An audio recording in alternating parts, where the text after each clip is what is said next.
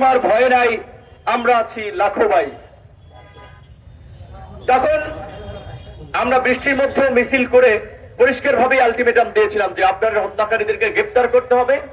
এবং আবরারের হত্যাকাণ্ডকে কেন্দ্র করে আপনারা দেখেছিলেন, আমরা যখন প্রতিবাদ করছিলাম, খুনিরাও কালো পতাকা শোক মিছিল করেছিল।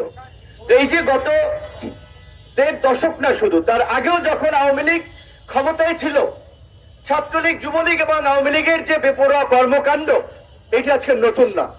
তারা যখনই সুযোগ পেয়েছে সেই একই কাজগুলো করেছে। সুতরাং আজকে যে ছাত্রলীগকে নিষিদ্ধ করার দাবি, এই দাবি অবশ্যই যৌক্তিক এবং এই দাবি বাস্তবায়ন করতে হবে। আমরা দেখেছি মুক্তিযুদ্ধের পরপর 75 সালে মুক্তিযুদ্ধের অবশ্যই তিনি একজন অবিসংবাদিত নেতা ছিলেন, কিন্তু মুক্তিযুদ্ধের পর তার যে বিতর্কিত ভূমিকা, হত্যা, গুম, খুনের মাধ্যমে একদিনের শাসন বাকশাল কায়েমে যে জঘন্য বর্বরতা চালিয়েছেন, যে এই কারণে মাত্র 3 বছরের মাথায় তিনি একজন ঘৃণার পাত্রে পরিণত হয়েছিলেন, যার ফলেই তাকে জীবন দিতে হয়েছিল।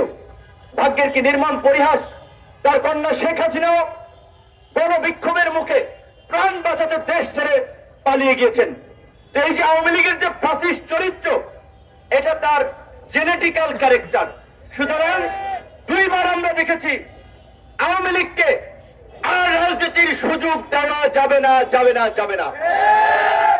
এই আওয়ামী লীগ বাংলাদেশের প্রশাসনকে কলুষিত করেছে, এই আওয়ামী লীগ বাংলাদেশের শিক্ষা ব্যবস্থাকে ধ্বংস করেছে, এই আওয়ামী লীগ বাংলাদেশের মানুষের ধর্মীয় মূল্যবোধকে আঘাত করে বাংলাদেশকে উগ্রবাদী, জঙ্গিবাদী, সাম্প্রদায়িক রাষ্ট্র হিসেবে বহির্বিশ্বে পরিচিত করিয়েছে। এবং বাংলাদেশের ছাত্র জনতা গণ অভ্যুত্থানের মাধ্যমে যখন আওয়ামী লীগের পতন ঘটিয়েছে, তখন আওয়ামী লীগ ভারত গিয়ে আশ্রয় নিয়েছে। ভারতে গিয়ে নতুন ষড়যন্ত্র করছে। এসবির প্রধান মনির কিংবা স্বরাষ্ট্রমন্ত্রী আসাদুজ্জামান খান কামাল, শেখ হাসিনা, ওবায়দুল কাদের, সবার নিরাপদ আশ্রয়স্থল হয়েছে এখন ভারত। তো কাজী ভারতকে আমরা পরিষ্কার ভাবেই বলতে চাই, তারা যদি আমাদের সাথে বন্ধুত্ব করতে চায়, সেই বন্ধুত্ব হবে মর্যাদার ভিত্তিতে, গোলামীর ভিত্তিতে নয়। আজকে আপনার ভারতীয় আগ্রাসনের বিরুদ্ধে আন্দোলন, লড়াই, সংগ্রামের প্রতীক 7ই অক্টোবরকে আমরা আগ্রাসন প্রতিরোধ দিবস হিসেবে প্রতি বছর আমরা পালন করব।